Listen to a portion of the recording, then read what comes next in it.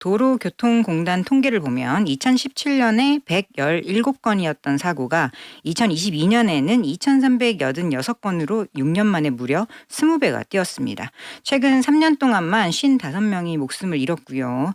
특히 날이 따뜻해지는 봄철에 사고가 급증하는데 지금이 딱 그 시기라서 각별한 주의가 필요하겠습니다.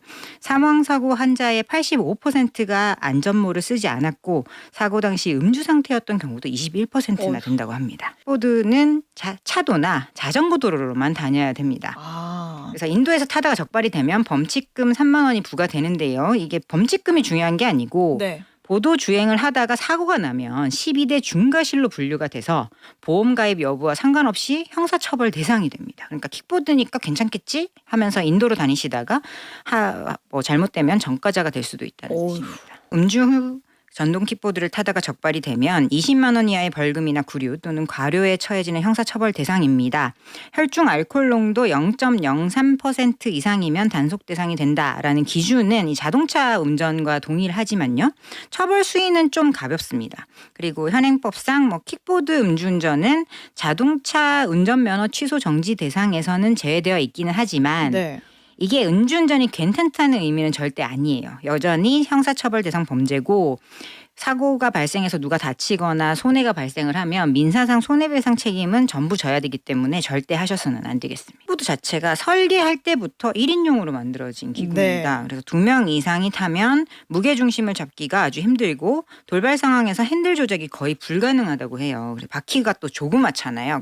아주 작은 턱에만 걸려도 바로 전복되는 그런 사고가 벌어집니다. 이렇게 초과 탑승을 하다가 적발되면 범칙금 4만 원에 해당이 되는데 이 범칙금이 여기서도 문제가 아니라 실제로 그 사건이 있었었죠. 2024년 6월경에 고양시 일산 호수공원에서 고등학생 2명이 한 대를 타고 자전거 도로를 달리다가 걸어가던 60대 부부를 치어서 아내분이 사망하는 그런 비극적인 사고가 있었습니다. 그래서 이 학생은 법원에 의해서 무면허, 2인 탑승, 과속 등의 혐의를 인정돼서 징역형을 선고받은 바가 있습니다. 전동 킥보드는 고속도로나 자동차 전용도로 진입이 금지되어 있습니다.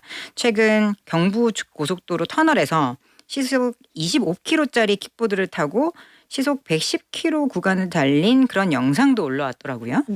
이게 본인의 목숨을 내놓는 행위인 건 당연하고 또 대형 연쇄 추돌 사고를 유발하는 테러 행위나 다름이 없습니다. 그래서 적발되면 형사처벌은 물론이고 사고가 발생되면 본인 과실이 100% 가깝게 책정이 돼서 이거는 보험도 안 되고 보상도 안 되고 이런 일이기 때문에 절대 있어서는 안 되겠습니다. 본인이 따로 전동 킥보드 전용 보험에 가입을 했거나 혹은 일상생활배상 책임보험에 가입이 돼 있다면 보상이 가능할 수도 있습니다.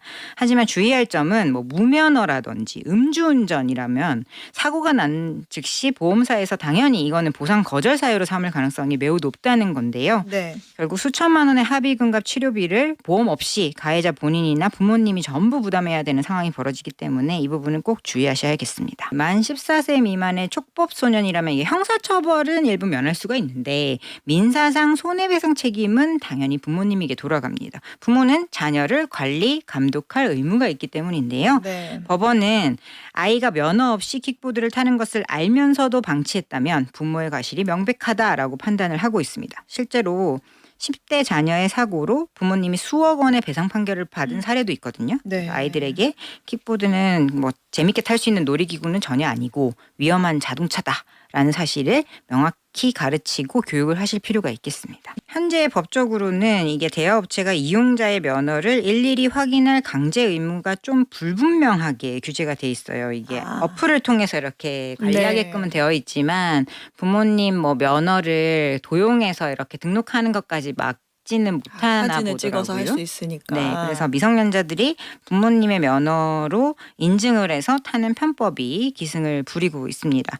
하지만 앞으로는 사고 위험을 알면서도 수익을 위해서 시스템을 방치한 업체에도 장기적으로는 제도적인 책임을 더 강화해야 한다고 생각이 됩니다. 현재 이와 관련해서 대여업체의 면허 확인 의무를 강화하는 법안들이 계속 논의 중이기는 합니다. 사고를 당하신 경우에는 증거가 가장 중요합니다. 사고 현장을 다각도에서 사진과 동영상으로 남기시고 주변에 CCTV가 어디에 있나 이렇게 그 사고 당시의 장면이 찍힐 수 있는 CCTV 위치도 파악하시는 게 좋겠습니다.